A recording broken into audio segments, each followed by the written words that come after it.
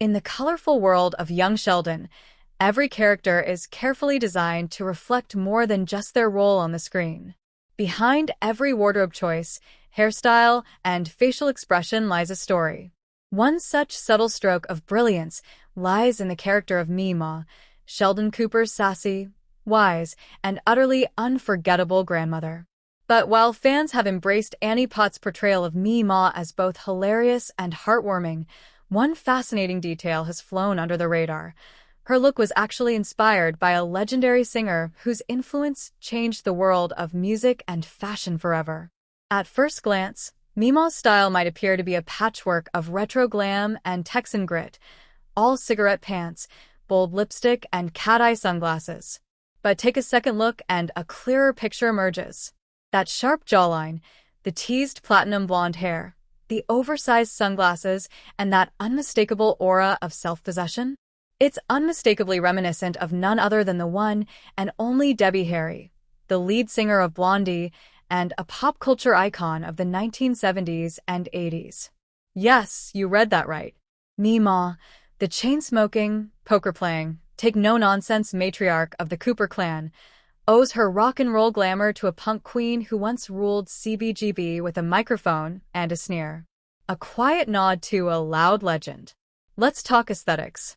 Debbie Harry was the queen of juxtaposition. She could pair a sleek leather jacket with a floral mini dress and somehow make it feel like the most natural combination in the world. Her look wasn't just fashion, it was rebellion in fabric form.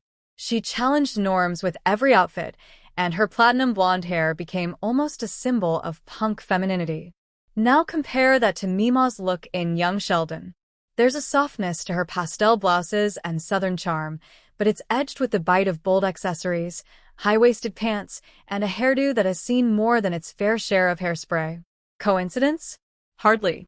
Costume designer Mary T. Quigley, known for her attention to detail and subtle visual storytelling, once hinted in an interview that Meemaw's look was meant to capture a timeless fierceness, something that feels both grounded and glamorous. Though she never dropped a name, fans who know their pop culture history could put the pieces together. Meemaw isn't just a sweet grandmother from East Texas. She's a woman who's lived a full life, made bold choices, and carved her own path, just like Debbie Harry. Personality parallels. It's not just about the clothes and hair. The real brilliance of the homage lies in the spirit that Meemaw and Debbie Harry share. Both women are unapologetically themselves. Meemaw isn't afraid to speak her mind, stand up for what she believes in, or play poker with a room full of intimidating men. Debbie Harry, too, broke into a male-dominated music scene and didn't just survive, she conquered. Both carry an air of cool that isn't forced or performed, it's earned. It's the coolness that comes from knowing who you are, not needing validation, and walking through the world with a wink and a little bit of swagger. Why fans missed it? So, why didn't fans catch on? Perhaps because the connection isn't spelled out.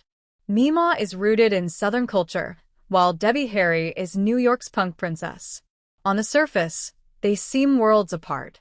But scratch that surface, and you find the same defiant sparkle in the eye, the same refusal to be defined by others' expectations. Also, Young Sheldon isn't a show that screams its references. Unlike some series that lean hard into Easter eggs and shout-outs, Young Sheldon lets its details speak quietly, trusting the audience to notice, or not. That subtlety might be why this Debbie Harry inspiration slipped under the radar. A cultural crossover. The blending of Texan charm and New York punk might seem odd at first, but it's a fascinating cultural fusion. It's a reminder that rebellion comes in many forms. For Debbie Harry, it was on stage in fishnets and a microphone. For Meemaw, it's in the way she keeps a bottle of bourbon under the sink, challenges her grandson's teachers, and fiercely defends her family with dry wit and sharp comebacks. This subtle crossover doesn't just deepen Meemaw's character, it adds layers to the entire show. It nods to a history of strong women who made noise in their own way, whether on stage or in small-town Texas. What this says about Young Sheldon. Young Sheldon may be a spin-off, but it's never been content to ride on the Big Bang Theory's coattails. It carves its own niche, one built on deep character work, smart humor, and emotional storytelling. The show doesn't just give us younger versions of beloved characters. It gives us fully realized people with their own quirks, histories, and influences. Mima, inspired by a punk icon, is a perfect example. It's a bold choice that says the creative team behind the show is thinking beyond sitcom conventions. They're building characters who are not just funny or functional but iconic in their own right. Conclusion: the legend behind the laughter. Next time you watch Young Sheldon, take a closer look at Mima. The bold lipstick, the sassy strut, the steely confidence, it's all part of a quiet tribute to one of music's most unforgettable figures. Debbie Harry may never have stepped foot on a sitcom set, but her legacy lives on in the most unexpected place, a small Texas town, in the heart and style of a grandmother who rocks harder than anyone gives her credit for. So maybe Mima never sang Heart of Glass, but she sure as hell lives it.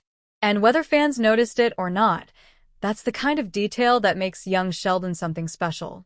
Wanna add quotes, behind-the-scenes trivia, or maybe a fake in-universe interview with Mima herself?